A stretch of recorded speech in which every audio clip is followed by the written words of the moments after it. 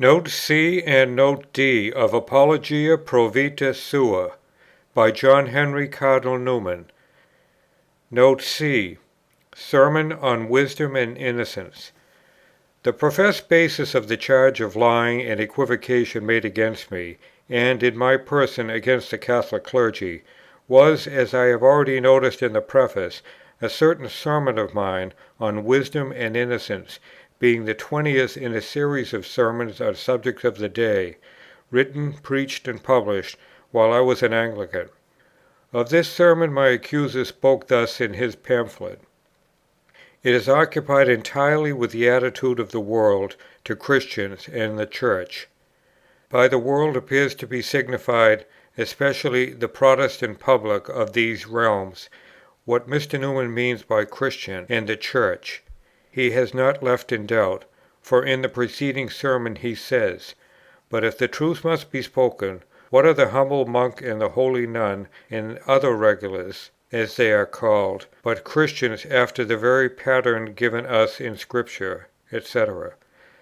This is his definition of Christians; and in the sermon itself he sufficiently defines what he means by the Church, in 2 notes of her character, which he shall give in his own words.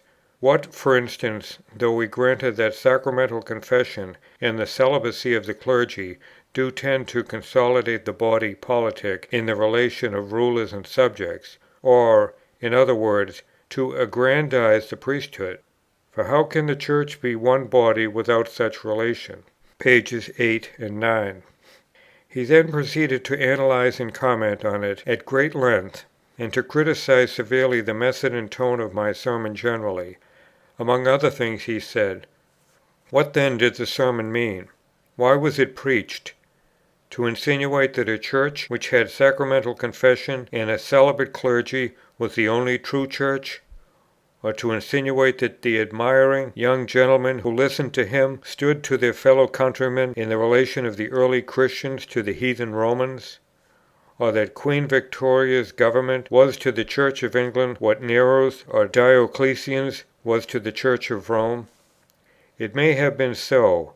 I know that men used to suspect Dr. Newman, I have been inclined to do so myself, of writing a whole sermon, not for the sake of the text or of the matter, but for the sake of one single passing hint, one phrase, one epithet, one little barbed arrow, which, as he swept magnificently past on the stream of his calm eloquence, seemingly unconscious of all presence save those unseen, he delivered unheeded, as with his finger‐tip, to the very heart of an initiated hearer, never to be withdrawn again. I do not blame him for that.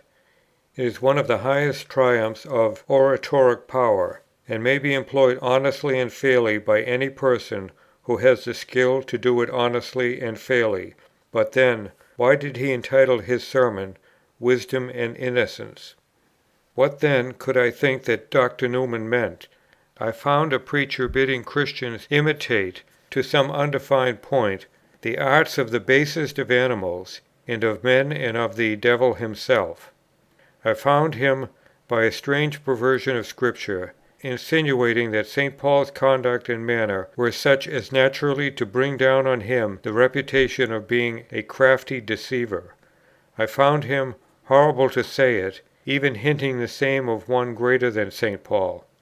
I found him denying or explaining away the existence of that priestcraft, which is a notorious fact to every honest student of history, and justifying, as far as I can understand him, the double dealing by which prelates in the Middle Age too often played off alternately the sovereign against the people, and the people against the sovereign, careless which was the right, so long as their own power gained by the move. I found him actually using of such, and, as I thought, of himself and his party likewise, the words, "They yield outwardly; to assent inwardly were to betray the faith." Yet they are called deceitful and double-dealing, because they do as much as they can, and not more than they may. I found him telling Christians that they will always seem artificial, and wanting in openness and manliness, that they will always be a mystery to the world, and that the world will always think them rogues, and bidding them glory in what the world, that is, the rest of their countrymen, disown, and say with Mawworm, "I like to be despised." Now, how was I to know that the preacher, who had the reputation of being the most acute man of his generation, and of having a special intimate acquaintance with the weakness of the human heart, was utterly blind to the broad meaning and the plain practical result of a sermon like this, delivered before frantic and hot‐headed young men, who hung upon his every word; that he did not foresee that they would think that they obeyed him by becoming affected, artificial, sly, shifty, ready for concealment and equivocations, etc., etc. Pages 14 through 16. My accuser asked in this passage, what did the sermon mean, and why was it preached? I will here answer this question, and with this view will speak, first of the matter of the sermon, and then of its subject, then of its circumstances. 1. It was one of the last 6 sermons which I wrote when I was an Anglican.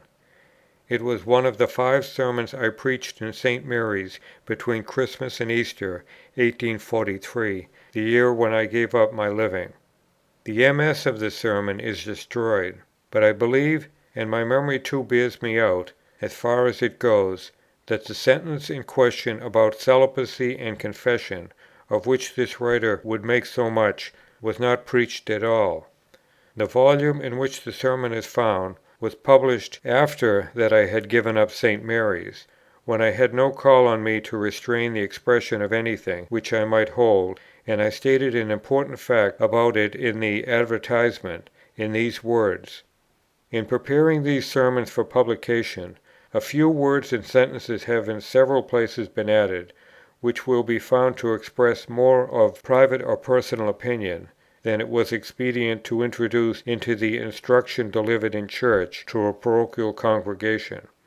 Such introduction, however, seems unobjectionable in the case of compositions which are detached from the sacred place and service to which they once belonged, and submitted to the reason and judgment of the general reader." This volume of sermons then cannot be criticized at all as preachments. They are essays, essays of a man who, at the time of publishing them, was not a preacher.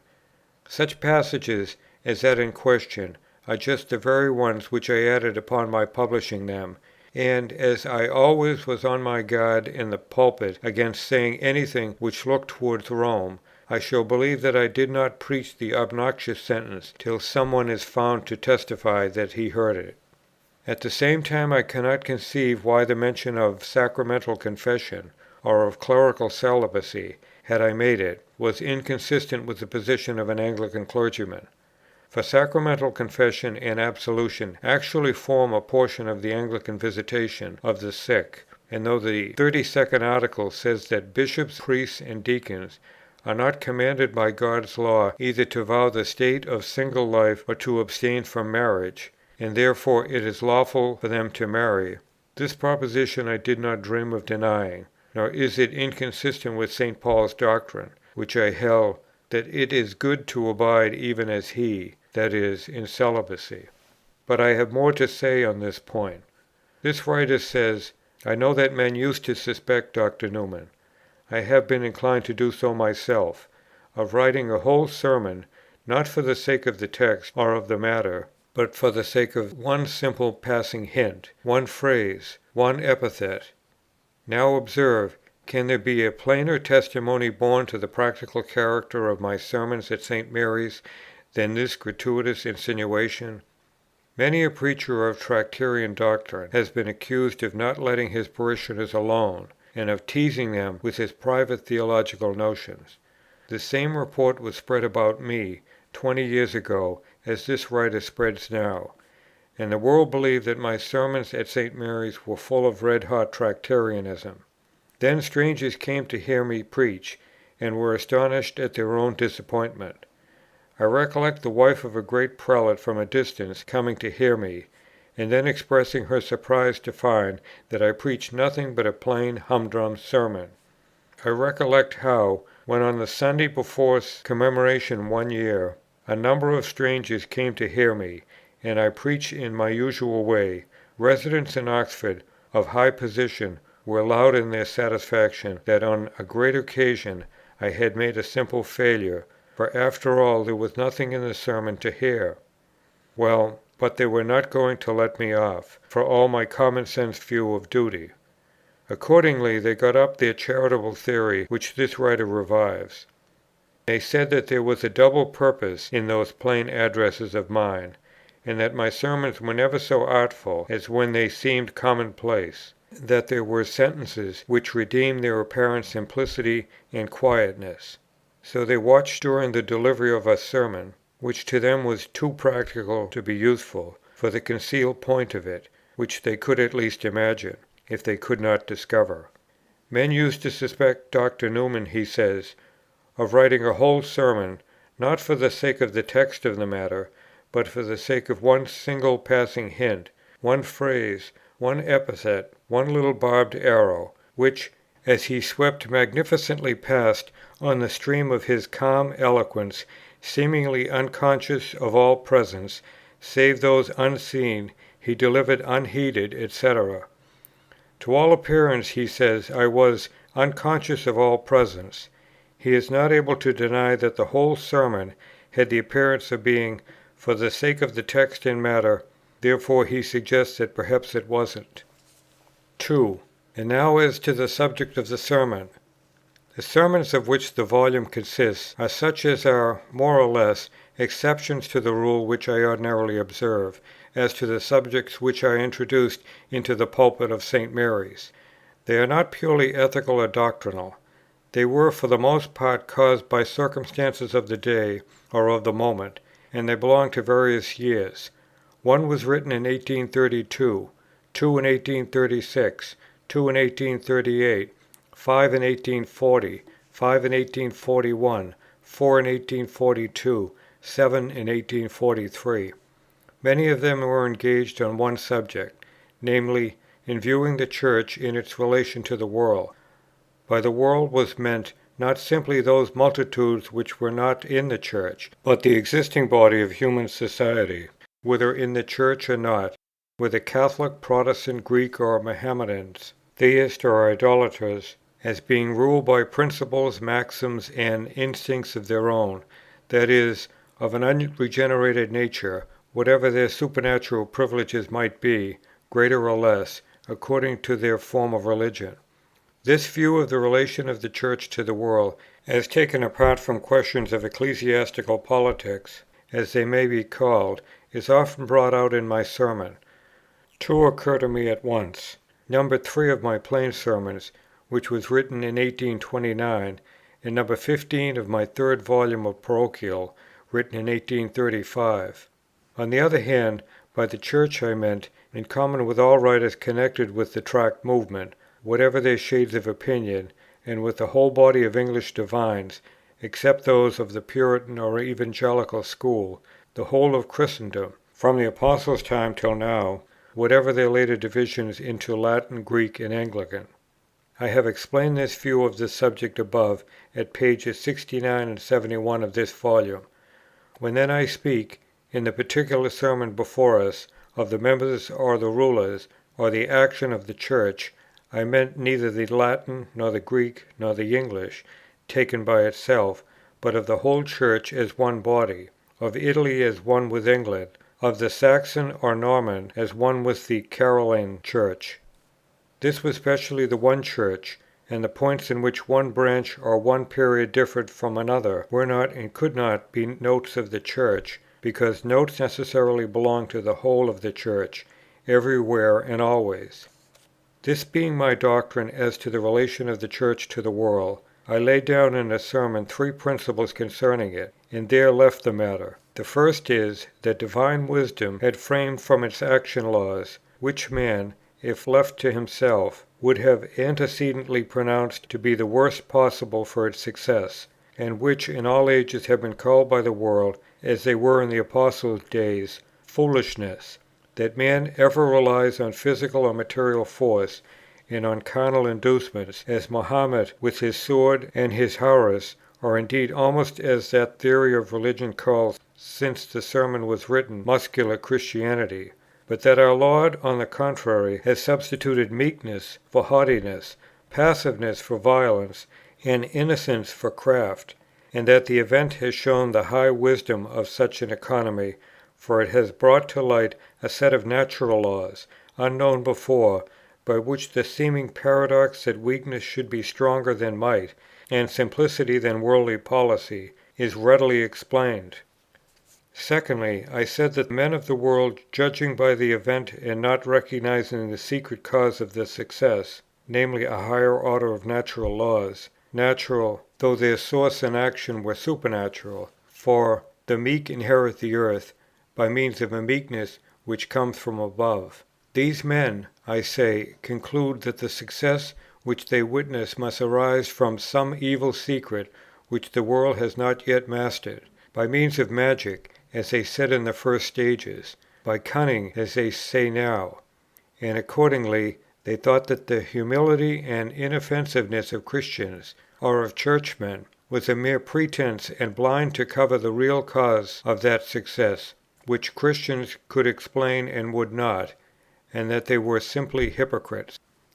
Thirdly, I suggested that shrewd ecclesiastics, who knew very well that there was neither magic nor craft in the matter, and, from their intimate acquaintance with what actually went on within the Church, discern what were the real causes of its success, were of course under the temptation of substituting reason for conscience, and instead of simply obeying the command, were led to do good that good might come, that is, to act in order to secure success, and not from a motive of faith. Some, I said, did yield to the temptation more or less, and their motives became mixed, and in this way the world in a more subtle shape had got into the Church, and hence it had come to pass that, looking at its history from first to last, we could not possibly draw the lines between good and evil there, and say either that everything was to be defended, or certain things to be condemned. I expressed the difficulty, which I suppose to be inherent in the Church, in the following words. I said, priestcraft has ever been considered the badge, and its imputation is a kind of note of the Church, and in part indeed truly, because the presence of powerful enemies, and the sense of their own weakness, has sometimes tempted Christians to the abuse, instead of the use of Christian wisdom, to be wise without being harmless; but partly, nay, for the most part not truly, but slanderously, and merely because the world called their wisdom craft, when it was found to be a match for its own numbers and power.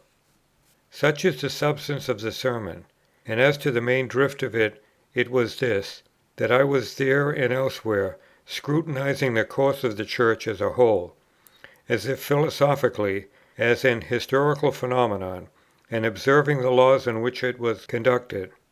Hence the sermon, or essay, as it more truly is written in a dry and unimpassioned way. It shows as little of human warmth of feeling as a sermon of Bishop Butler's. Yet under that calm exterior there was a deep and keen sensitiveness, as I shall now proceed to show. 3. If I mistake not, it was written with a secret thought about myself. Every one preaches according to his frame of mind at the time of preaching. One heaviness especially oppressed me at that season, which this writer, 20 years afterwards, has set himself with a good will to renew. It arose from the sense of the base calumnies which were heaped upon me on all sides. It is worth observing that this sermon is exactly contemporaneous with the report spread by a bishop, vid. supra, page 181, that I had advised a clergyman converted to Catholicism to retain his living. This report was in circulation in February 1843, and my sermon was preached on the 19th. In the trouble of mind into which I was thrown by such calumnies as this, I gained, while I reviewed the history of the Church, at once an argument and a consolation.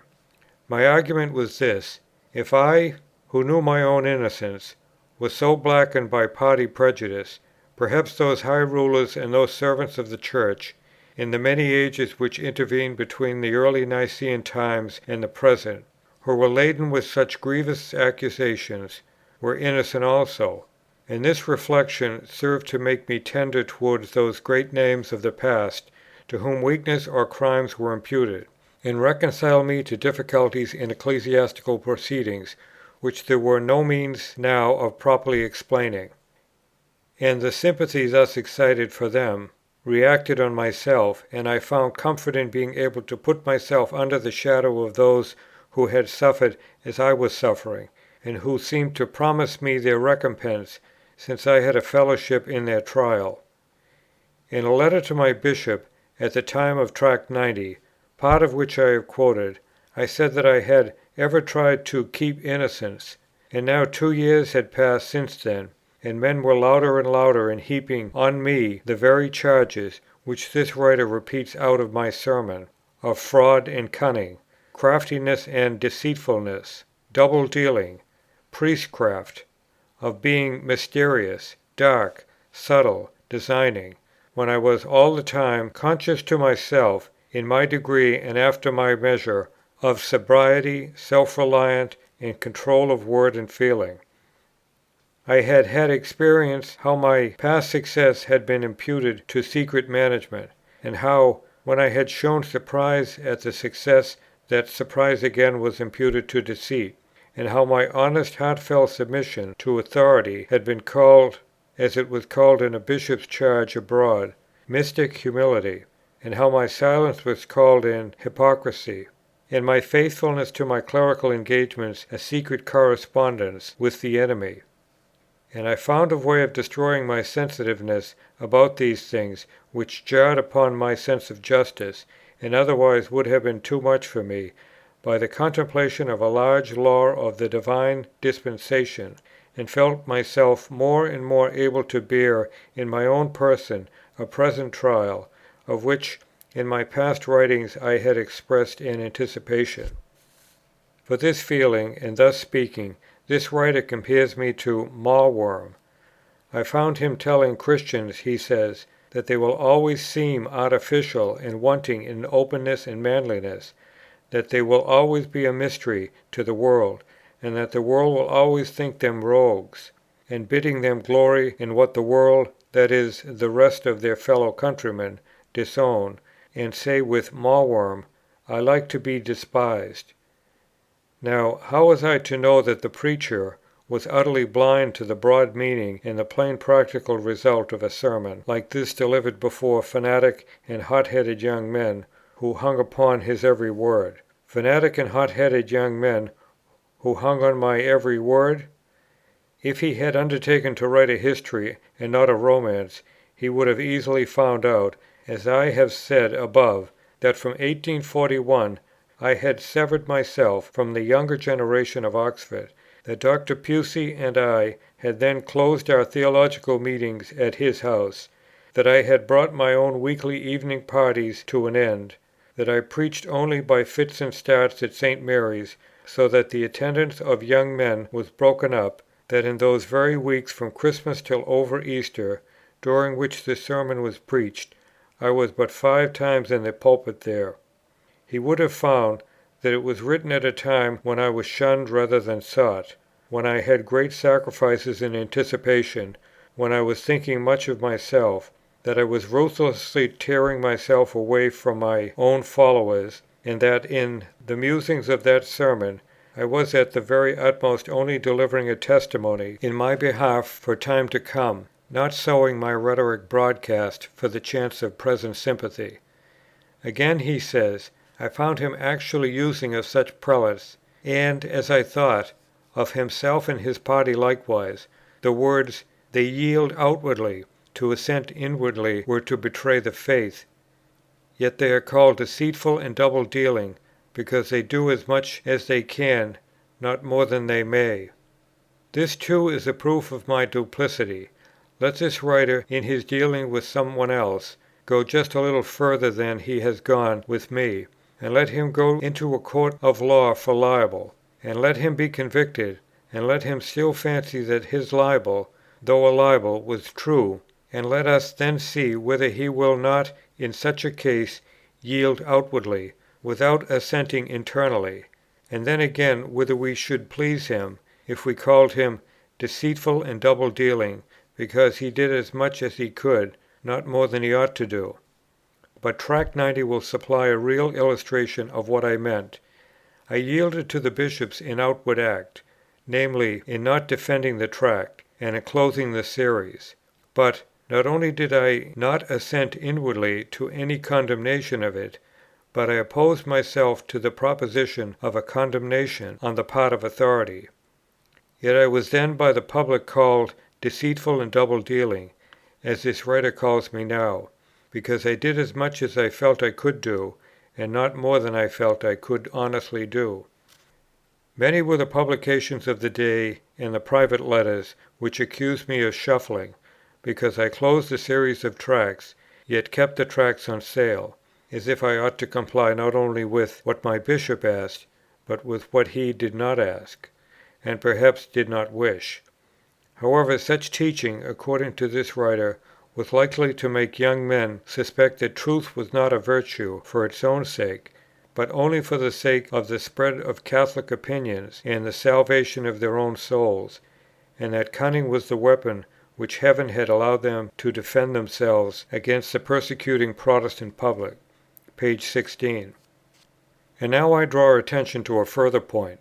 He says, "How was I to know that the preacher did not foresee that fanatic and hot-headed young men would think that they obeyed him, by becoming affected, artificial, sly, shifty, ready for concealments and equivocations? How should he know? What? I suppose that we are to think every man a knave till he is proved not to be such. No. Had he no friend to tell him whether I was affected or artificial myself? Could he not have done better than impute equivocations to me, at a time when I was in no sense answerable for such apologia of the Roman casuists? Had he a single fact which belongs to me personally or by profession to couple my name with the equivocation of 1843? How should he know that I was not sly, smooth, artificial, non-natural? He should know by that common manly frankness, by which we put confidence in others, till they are proved to have forfeited it. He should know it by my own words in that very sermon, in which I say it is best to be natural, and that reserve is at best but an unpleasant necessity. For I say there expressly, I do not deny that there is something very engaging in a frank and unpretending manner. Some persons have it more than others. In some persons it is a great grace. But it must be recollected that I am speaking of times of persecution and oppression to Christians, such as the text foretells, and then surely frankness will become nothing else than indignation at the oppressor and the vehement speech, if it is permitted. Accordingly, as persons have deep feelings, so they will find the necessity of self-control, lest they should say what they ought not. He sums up thus: if Dr. Newman would persist, as in this sermon, in dealing with matters dark, offensive, doubtful, sometimes actually forbidden, at least according to the notions of the great majority of English Churchmen, if he would always do so in a tentative, paltering way, seldom or never letting the world know how much he believed, how far he intended to go, if, in a word, his method of teaching was a suspicious one, what wonder if the mind of men were filled with suspicions of him? Page 17. Now, in the course of my narrative, I have frankly admitted that I was tentative in such of my works as fairly allowed of the introduction into them of religious inquiry. But he is speaking of my sermons. Where then is his proof that in my sermons I dealt in matters dark, offensive, doubtful, actually forbidden? He must show that I was tentative in my sermons, and he has the range of 8 volumes to gather evidence in. As to the 9th, my University sermons, of course I was tentative in them, but not because I would seldom or never let the world know how much I believed, or how far I intended to go, but because University sermons are commonly and allowably of the nature of disquisition, as preached before a learned body, and because in deep subjects, which had not been fully investigated, I said as much as I believe, and about as far as I saw I could go, and a man cannot do more, and I account no man to be a philosopher who attempts to do more. End of Note C. To Apologia Pro Vita Sua by John Henry Cardinal Newman. Note D of Apologia Pro Vita Sua by John Henry Cardinal Newman. Note D. Series of Saints' Lives of 1843-1844. I have here an opportunity of preserving, what otherwise would be lost, the catalogue of English Saints which I formed as preparatory to the series of their lives which was begun in the above years. It is but my first essay, and has many obvious imperfections, but it may be useful to others as a step towards a complete hagiography for England. For instance, St. Osberga is omitted, I suppose because it was not easy to learn anything about her. Boniface of Canterbury is inserted, though passed over by the Bollanders on the ground of the absence of proof of a cultus having been paid to him. The Saints of Cornwall were too numerous to be attempted. Among the men of note, not saints, King Edward II. is included from piety toward the founder of Oriel College. With these admissions, I present my paper to the reader. Preparing for publication in periodical numbers, in small 8 vo, The Lives of English Saints, edited by John Henry Newman, B.D., Fellow of Oriel College. It is the compensation of the disorders and perplexities of these latter times of the Church that we have the history of the foregoing. We indeed of this day have been reserved to witness the disorganization of the City of God, which it never entered into the minds of the early believers to imagine. But we are witness also of its triumphs and of its luminaries through those many ages, which have brought about the misfortunes which at present overshadow it. If they were blessed who lived in primitive times, and saw the fresh traces of their Lord, and hear the echoes of apostolic voices, blessed too are we whose special portion it is to see that same Lord revealed in His Saints. The wonder of His grace in the soul of man, its creative power, its inexhaustible resource, its manifold operation, all this we know, as they knew it not. They never heard the names of St. Gregory, St. Bernard, St. Francis, and St. Louis. In fixing our thoughts then, as in the undertaking like the present, on the history of the Saints, we are but availing ourselves of the solace and recompense of our peculiar trials, which has been provided for our needs by our gracious Master. And there are special reasons at this time for recurring to the Saints of our own dear and glorious, most favoured, yet most erring and most unfortunate England. Such a recurrence may serve to make us love our country better, and on truer grounds, than heretofore; to teach us to invest her territory, her cities and villages, her hills and springs, with sacred associations; to give us an insight into her present historical position in the course of the divine dispensation; to instruct us in the capabilities of the English character; and to open upon us the duties and the hopes to which the Church is heir, which was in former times the mother of St. Boniface and St. Ethelreda. Even a selection of the specimens of the hagiology of our country may suffice for some of these high purposes; and in so wide and rich a field of research, it is almost presumptuous in one undertaking to aim at more than such a partial exhibition. The list that follows, though by no means so large as might have been drawn up, exceeds the limits which the editor proposes to his hopes, if not his wishes; but, whether it is allowed him to accomplish a larger or smaller portion of it, it will be his aim to complete such subjects or periods as he begins before bringing it to a close. It is hardly necessary to observe that any list that is producible in this stage of the undertaking can but approximate to correctness and completeness in matters of detail, and even in the names which are selected to compose it. He had considered himself at liberty to include in the series such Saints as have been born in England, though they have lived and laboured out of it, and such again as have been in any sufficient way connected with our country, though born out of it. for instance missionaries or preachers in it, or spiritual or temporal rulers, or founders of religious institutions or houses. He has also included in the series a few eminent or holy persons, who, though not in the sacred catalogue, are recommended to our religious memory by their fame, learning, or the benefits they have conferred on posterity. These have been distinguished from the saints by printing their names in italics. It is proposed to page all the longer lives separately; the shorter will be thrown together in one. They will be published in monthly issues of not more than 128 pages each, and no regularity, whether of date or of subject, will be observed in the order of publication, but they will be so numbered as to admit ultimately of a general chronological arrangement. The separate writers are distinguished by letters subjoined to each life; and it should be added, to prevent misapprehensions, that since under the present circumstances of our Church they are necessarily of various, though not divergent, doctrinal opinions, no one is answerable for any composition but his own.